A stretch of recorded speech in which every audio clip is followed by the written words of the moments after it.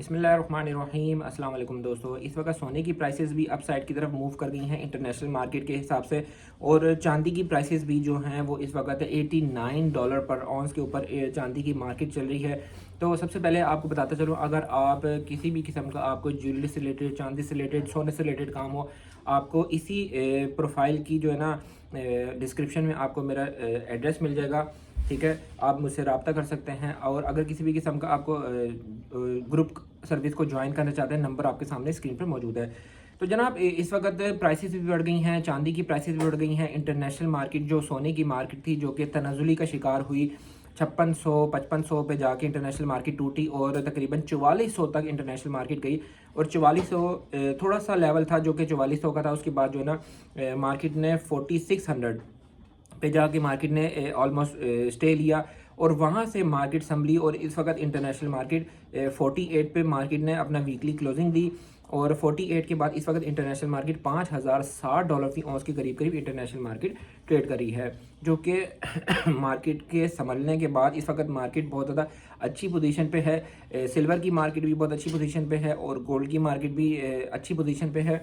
और इस वक्त एक्सपेक्ट ये किया जा रहा है कि सिल्वर और गोल्ड की मार्केटें जो हैं वो आने वाले वक्त में मज़ीद भी बढ़ने के इम्कानात हैं। तो हमें यहाँ पे क्या करना चाहिए, हमें कितनी इन्वेस्टमेंट करनी चाहिए सोने के अंदर और कितनी इन्वेस्टमेंट हमें चांदी के अंदर इन्वेस्टमेंट करनी चाहिए।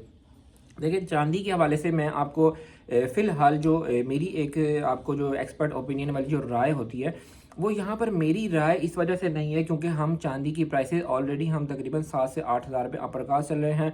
और अगर 7 से 8 हज़ार पे अपर कास्ट चल रहे हैं, यहाँ पर हमें सिल्वर लेते हैं तो हम फंस सकते हैं सिल्वर के अंदर। तो सिल्वर की मैंने सजेशन आपको दी थी 10 हज़ार, 11 हज़ार, 12 हज़ार, 9-10 हज़ार पे। तो यकीन करें कि मैंने टिकटॉक पे, फेसबुक पे मैंने बहुत ज़ोर लगाया था कि यार यहाँ पर सिल्वर ले लो। और मुझे जितना हद तक याद है, क्योंकि मेरे पास लोग मुझे फ़ीडबैक भी देते हैं, मुझे इतना ज़्यादा मैं देखता नहीं हूँ, तो मुझे इतना याद है कि मैंने तकरीबन तकरीबन 80 से 90% लोगों को सिल्वर 9-10 हज़ार के रेट पे मैंने दिलवा दिया था। उसके बाद जब रेट बहुत ज़्यादा अपसाइड की तरफ चले गए, इंटरनेशनल मार्केट भी अपसाइड की तरफ, उस टाइम फिर मैंने एक वीडियो भी बनाई थी फेसबुक पे, अगर आप जाके देखें मेरे रील्स के अंदर, मैंने वहाँ पे ये बताया था। अब तो यार मुझे भी डर लगता है आपको बताते हुए कि यहाँ पर सिल्वर मत लो।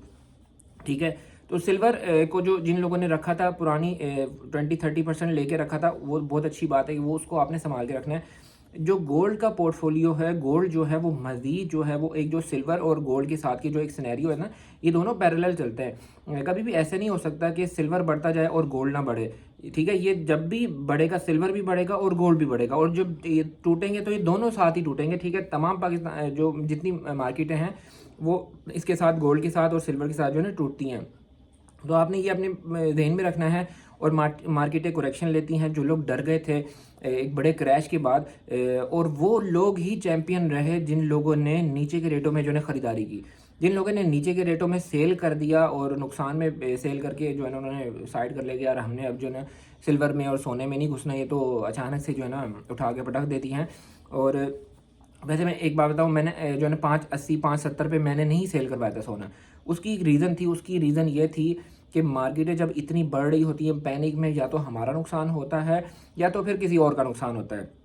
तो उस सिचुएशन में अगर किसी ने बेच दिया था, वेल एंड गुड, बहुत अच्छी बात है, बेच दिया था। यहाँ पर अच्छी अपॉर्चुनिटी है, आपको 50-60 हज़ार पे सस्ता सोना मिल रहा है और चांदी भी आपको 5-6 हज़ार पे तोला सस्ती मिल रही है। तो उस हिसाब से आप जो है ना अपने चांदी भी और सोने को भी जो है ना कंप्लीट कर सकते हैं। It is an good opportunity, ठीक है, गोल्ड और सिल्वर बायर्स के लिए।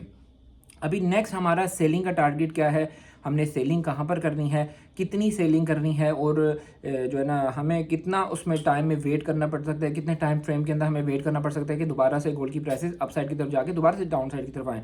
देखें, इंटरनेशनल मार्केट जो है वो अगर जाती है 5200-5300 किसी भी न्यूज़ की वजह से, किसी भी पैनिक सिचुएशन में अगर जाती है, तो वहाँ पर हम देखेंगे गोल्ड की प्राइसेस हमें 5,50,000 5,40,000 से अप साइड की तरफ अगर मिलती हैं, वहाँ पर हम गोल्ड की सेलिंग कर सकते हैं। सिर्फ 20 से 30% ज़्यादा हमने सेल नहीं करना, ओवर सेलिंग नहीं करनी।